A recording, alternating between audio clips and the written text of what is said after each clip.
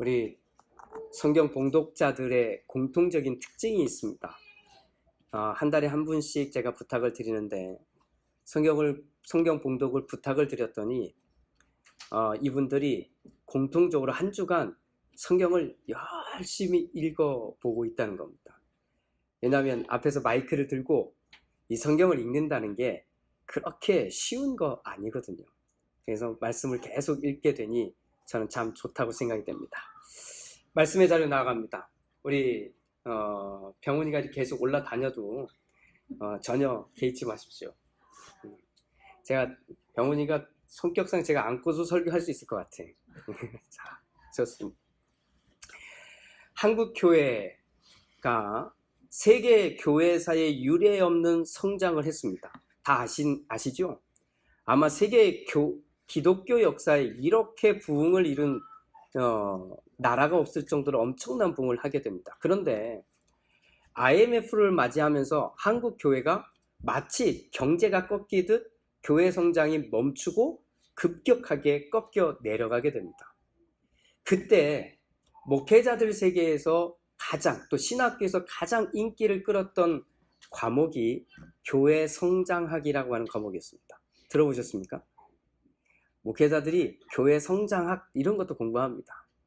그러다가 좀 더 시간이 지난 뒤에 이거는 조금 더 가게 되는데 여러분들은 익숙할 수 있는데 저희 목회자들 세계에서는 처음 들었던 신조어가 있습니다. 그게 다른 게 아니라 목회 컨설팅, 교회 컨설팅이라고 하는 말입니다.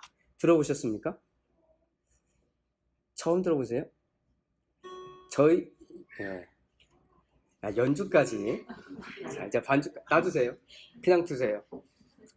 어차피 반주도 있으면 좋은 거니까 이렇게 가겠습니다. 제가 목회를 하는데 목회 컨설팅, 교회 컨설팅이라는 용어를 딱 들었을 때 처음에는 저와 비슷한 목회자들이 다 우와 이런 단어도 있나 했습니다. 그런데 알고 봤더니 이건 교회에서 생긴 단어가 아니라 교회 밖에서 생긴 단어더라고요. 교회 밖에서. 이미 교회 밖에서는 컨설팅이라고 하는 용어가 보편적으로 되어 있더라고요. 이 모든 상황을 지나는데 이것을 보고 가슴 아파하는 목회자들이 생겨났습니다. 사실은 교회가 교회로서 자리해야 되는데 교회로서 자리하지 못하고 그리고는 자꾸만 세상적으로 사회적으로 그냥 드셔도 돼요. 다 하세요. 얘는 지금 이게 재밌는 거니까 가만히 놔두세요. 가끔 가다 이렇게 한 번씩 띵띵거리면 제가 긴장하게 되잖아요. 그러면 되죠. 자, 교회가 자꾸만 세상이 말하고 있는 회사처럼 또는 비즈니스처럼 자꾸만 흘러가고 있음을 증명해주고 있는 거거든요. 그래서 교회 목회자들을 청빙하는 기준도 마치 회사의 CEO를 뽑는 거하고 별로 다르지 않게 됩니다. 조건을 다 따집니다. 이 조건에 맞는 사람들은 우리에게 신청해 주십시오. 이러고 서류를 내고 그 서류를 낸 결과로 교회는 마치 이사회가 됐든 주주총회가 됐든 이런 모양으로 담임 목사님을 청빙해 오고 있는 현실에 이르게 된 겁니다. 제가 그렇게 마구 달리고 있던 그 시절에 한 세미나에 참석했다가 지금도 제 목회의 기준이 되는 하나의 기둥을 세운 그런 강사님의 한 말이 있습니다. 오늘 제가 그 말로 여러분에게 좀 소개하고 싶습니다. 여러분, 이건 이제 목회자들을 다 앞에 두고 강사님이 와서 정말로 그 당시의 세계를 통탄해하면서 이렇게 말해준 겁니다. 여러분, 목사님들이요. 제발 교회 컨설팅, 목회 컨설팅이라고 하는 데마다 쫓아다니지 말아 주십시오.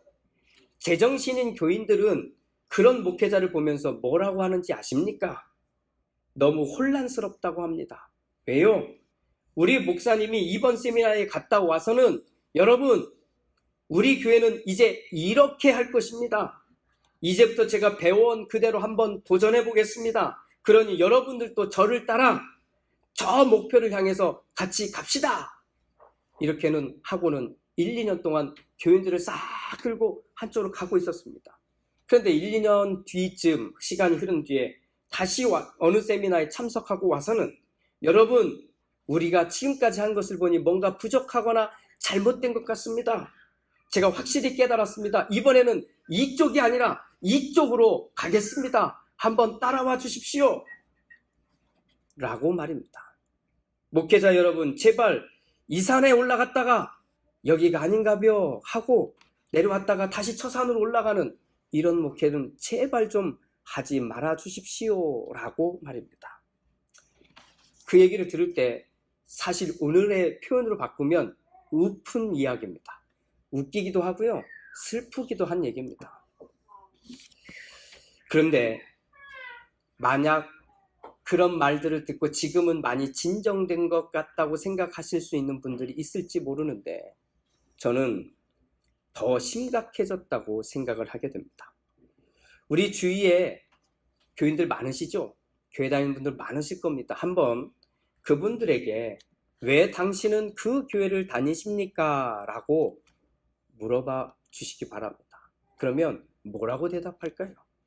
만약 그분들 가운데 우리 교회는 정말 뜨겁게 기도하는 교회이기 때문에 제가 이 교회를 다닙니다. 라고 말한다면 우리는 그 사람을 보십시오. 그 사람이 정말 뜨겁게 기도하는 사람인지. 만약 그분들 가운데 우리 교회는 정말 제자 훈련을 제대로 시키는 교회이니까 내가 이 교회를 다닙니다. 라고 말하는 분이 계시다면 그분이 정말 해를 거듭할수록 예수님의 제자가 되어가고 있는지 한번 봅시다. 만약 그분들 가운데 우리 교회는 살아있는 예배를 드립니다. 정말 예배를 드리면 모든 영혼이 일어나고 막 깨어나는 이런 살아있는 예배를 드리기 때문에 저는 이 교회를 다닙니다. 라고 대답했다면 그분이 정말 열정적인 예배의 참여자인지를 봐주십시오. 만약 그분들이 정말 그렇다면 충분한 이유가 됩니다. 그 교회를 다니는 정확한 대답을 가지고 있는 겁니다. 그런데 제가 알고 있는 대로라면 이런 이유들 때문에 교회를 다니는 분들이 많지 않고요. 지금부터 제가 소개하는 이런 이유들 때문에 사실은 교회를 다닌 사람들이 훨씬 더 많다는 겁니다. 가까워서, 편해서, 시스템이 좋아서, 크기 때문에 교회가 뭔가 좋은 일을 많이 해서 설교가 좋아서, 찬양이 좋아서, 분위기가 좋아서, 영어 예배가 있어서, 청년들이 많아서, 헌금을 강요하지 않아서, 귀찮게 하지 않아서, 프로그램이 많아서, 대접받는 것 같아서, 마지막으로 밥이 맛있어서. 이와 같은 이유들이 두 번째, 세 번째 이유가 된다면 괜찮습니다. 그런데 가장 중요한 이유가 내게 없이 그냥 가고 있는 겁니다. 지금은 시대가 바뀌었습니다. 목회자들이 다 같이 이 산으로 갑시다. 또 저 산으로 갑시다. 그러면 성도들이 다 따라오지 않습니다. 지금 성도들은 어떻게 따라오는지 아십니까? 목사님, 저희는 여기서 좀 쉴게요. 저도 다 해봤거든요. 그러니까 목사님하고 장로님들이 먼저 가보시고 정말 거기가 좋거든. 그럼 그때 내려와서 확실히 좋거든. 그때 얘기해 주십시오. 그러면 따라 올라가겠습니다. 이게 요즘의 성도들의 반응입니다. 사랑하는 로고스 교회 여러분, 우리 교회가 시간이 지난 뒤에 지금부터 훨씬 더 성장한 뒤에 우리 교회가 어떤 모습으로 있어야 할까요? 저는 우리 교회를 다니는 분들이 우리 교회가 말씀을 배우고 말씀을 묵상하고 말씀대로 해보려는 교회이기 때문에 저는 이 교회를 다닙니다 라고 말하게 될 것이라고 믿습니다. 저는 그런 꿈을 꿉니다. 성경을 읽었더니, 성경을 배웠더니, 성경대로 살았더니 하나님이 말씀대로 이 복을 주셨다. 이 고백들이 우리들 가운데 넘쳐나게 되기를 소망합니다. 이것이 우리 교회의 미래고 우리 교회의 꿈이라고 생각합니다. 그렇게 우리는 교회를 세워서 그렇게 약속한 겁니다. 사실 우리가 그렇게 약속하면서 지금 가고 있는 겁니다. 그렇게 해서 가고 있는 우리들이 바라봐야 될 그것은 딱 하나밖에 없는 겁니다. 물론 이 약속은 우리 사람들끼리 한 겁니다. 훗날 변할 수도 있겠지요. 그런데 변하고 나면 가슴 아픈 일들이 생겨날 겁니다. 왜 이렇게 우리 교회도 이렇게 바뀌어버렸지? 우리 교회도 왜 이렇게 변질되어 버렸지? 우리 교회도 왜 다른 교회들과 똑같이 되어버렸지? 라고 하는 교회가 되어버린다면 저를 포함해 우리 모두가 사실은 가슴 아픈 경험을 하게 될 것입니다. 그런데 우리 한번 확인해 봅시다. 우리가 한 약속이지만 이 교회를 세우신 분은 하나님이신 것을 믿으십니까? 정말 믿으십니까? 믿으시면 우리 이 약속은 우리끼리 한 약속을 넘어서서 하나님이 보증을 해주는 약속인 겁니다.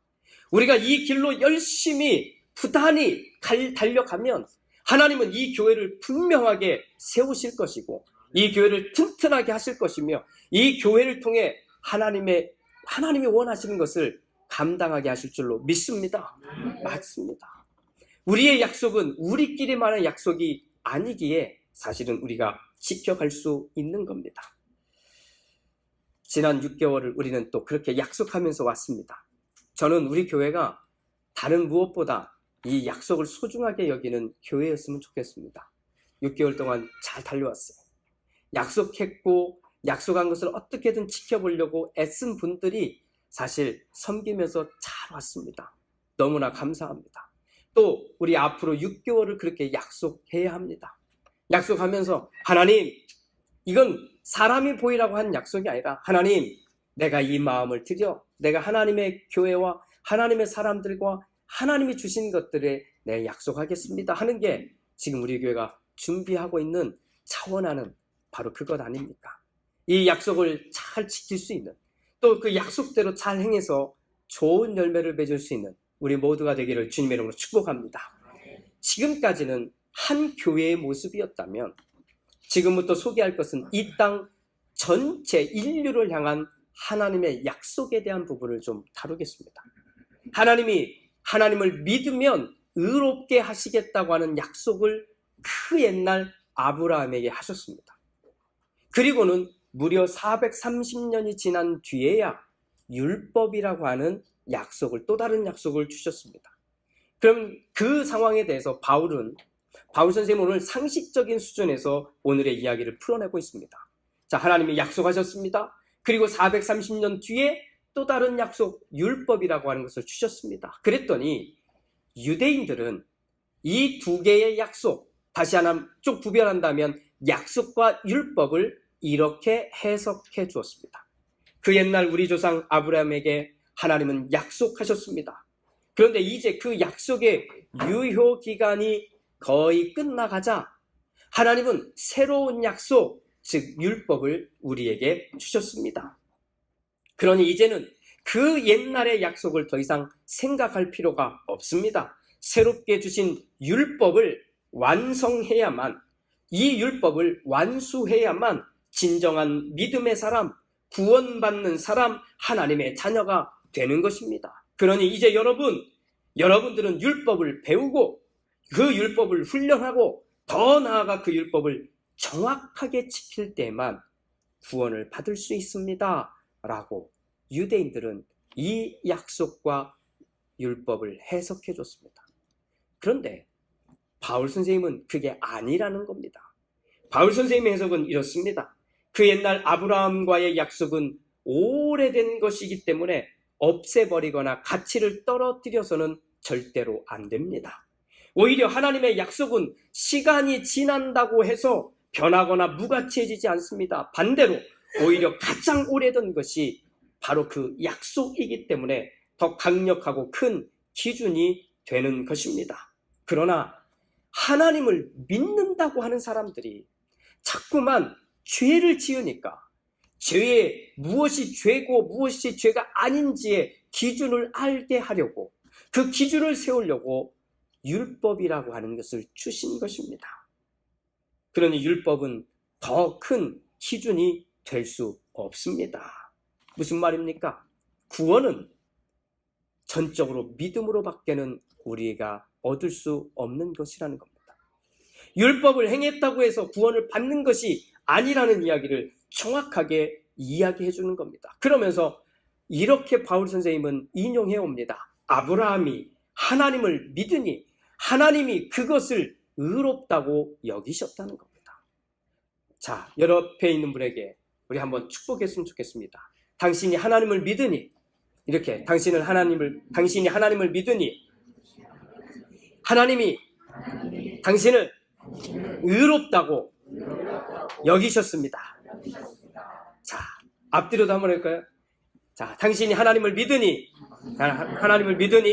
하나님이 당신을 의롭다고 깨끗하다고 여겨주셨습니다. 할렐루야. 이것밖에는 없다는 겁니다. 아무리 훗날 새롭게 덧붙여진 것이든 새로운 약속이든 이 원리에서 조금도 양보하거나 타협해서는 안 된다는 겁니다. 이 땅을 향해서 선포하신 선포는 딱 하나입니다. 하나님을 믿는 겁니다. 믿는 겁니다. 우리는 이 순서를 명확하고 확실하게 해야 합니다. 내가 주의를 지켰기 때문에 믿음이 생기는 것이 아니라 내가 하나님을 믿으니 주의를 지키는 겁니다. 믿으십니까? 이것은 달걀이냐 닭이냐 이 문제가 아닙니다. 이것도 되고 이것도 되는 문제가 아니라 이 순서는 정확해야 합니다. 내가 예배를 드렸기 때문에 믿음이 생기는 것이 아니라 내가 믿음이 있기 때문에 예배를 드리고 있는 겁니다. 내가 믿음이 있기 때문에 기도하는 것이고, 기도가 뭐예요? 하나님이 내 기도를 들으심을 믿기에, 하나님이 나를 지금 보고 계심을 믿기에, 내 삶을 하나님이 진정으로 이렇게 쫙 펼쳐놓고 계심을 믿기에 내가 기도하는 것이고 그 하나님을 찬양하는 것 아니겠습니까? 내가 헌금을 하면 복을 받는 게 아닙니다. 하나님이 내게 주신 것을 알고 믿기에 내가 돌려드리는 겁니다. 내가 봉사하고 찬양팀을 하고 섬기고 미디어를 하고 이런 것들을 했기 때문에 복을 받는 게 아니라, 감사하고 기쁜 것이 아니라 내가 하나님을 믿기에, 하나님이 내게 주신 은혜가 내게 있기에 그것을 되돌려 드리고 있는 행위가 우리의 섬김인 것입니다. 조금 더 신앙이 있다고 말하는 선배들이 이제 막 신앙생활을 하고 있는 신앙의 후배들에게 한다는 말들이 이렇습니다. 봉사를 하다 보면 믿음이 생긴다느니, 참고 견디면 은혜를 받는다느니, 이렇게 어려울수록 11조를 하면, 새벽 기도를 하면, 특별히 기도회를 하면 하나님이 은혜를 베풀어 주시고 더 큰 은혜와 믿음을 허락해 준다느니 하는 말들을 하기 때문에 사실은 혼돈에 빠지는 겁니다.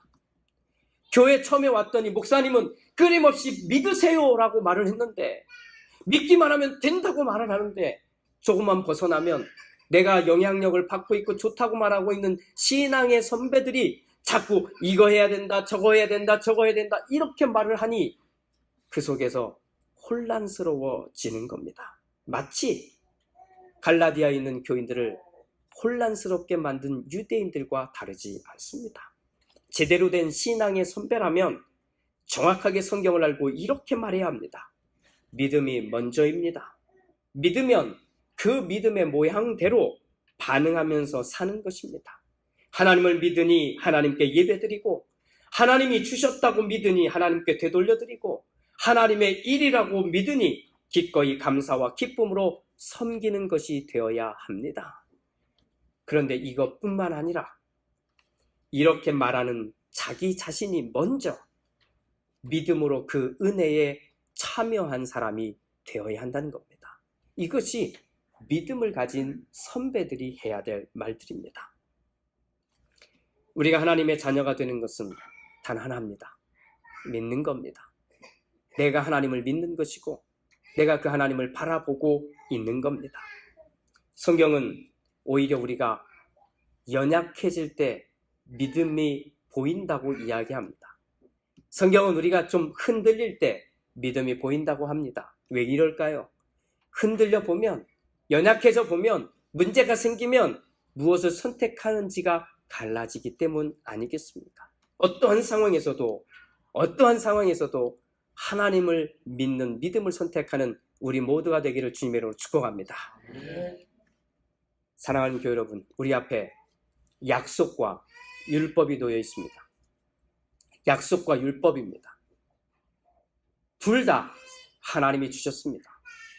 그러면 우리는 무엇을 먼저 선택해야 하겠습니까? 저는 우리 모두가 이 약속을 선택하기를 원합니다. 약속입니다. 겉으로 드러나 자신을 포장하려고 하는 것은 다 율법에 매여 있는 겁니다. 율법을 지키냐 안 지키냐에 매여서 내가 이렇게 하면 되고 안 되고에 자꾸 휩쓸려 있는 사람은 미안하지만 여전히 율법에 매여 있는 겁니다. 아니요. 우리는 약속으로 갑시다. 하나님을 믿으면 하나님이 우리를 깨끗하게 하시고, 하나님을 믿으면 하나님이 우리의 삶을 인도하시고, 하나님을 믿으면 하나님이 우리의 삶의 중심에 오셔서 나를 이끌고 계신다고 하는 것을 확인하게 될 줄로 믿습니다. 이 믿음이 우리 가운데 있기를 주님의 이름으로 축복합니다. 약속으로 사십시오. 하나님과 한 약속으로 사십시오. 오늘 예배를 드리다가 찬양하다가 기도하다가 혹시라도 이렇게 약속했습니까? 그러면 약속대로 하십시오. 주님, 내가 한 주간 찬양하면서 살겠습니다 라고 약속하셨습니까? 그러면 그 약속대로 가십시오.